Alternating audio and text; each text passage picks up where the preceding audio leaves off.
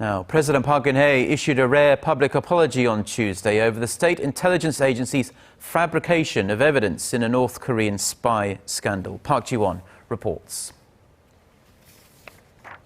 At a cabinet meeting Tuesday, President Park expressed regret over the National Intelligence Service's lax oversight that allowed NIS officials to use forged evidence in a recent North Korean spy scandal. 유감스럽게도 국정원의 잘못된 관행과 철저하지 못한 관리 체계의 허점이 드러나서 국민들께 심려를 끼쳐드리게 되어 송구스럽게 생각합니다.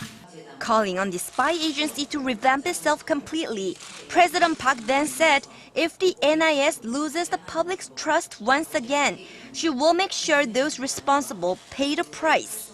Taking responsibility for directing the forgery, one of the three vice chiefs of the intelligence agency, Suh Cheon-ho, resigned from his post, and President Park accepted the resignation. NIS Chief Nam Jae-jun also apologized earlier Tuesday morning, promising all-out reforms to root out corrupt practices within the agency. The agency will overhaul its investigation practices and will push ahead reforms with excruciating effort to root out all wrong practices of the past so this type of incident never happens again.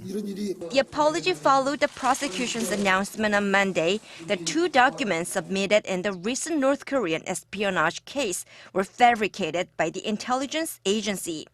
2 additional intelligence agents were charged with forging border-crossing documents that were used against a former Seoul City employee who was accused of spying for North Korea. The 34-year-old former city employee defected from the North in 2004 and was charged with espionage early last year. He was acquitted of the spy charge against him last August, but prosecutors appealed the case. The forged documents were submitted during the trial. Prosecutors are demanding 7 years in prison for the former city employee. However, a final verdict on the case is expected to be released by the end of next week. Park Ji-won, Arirang News.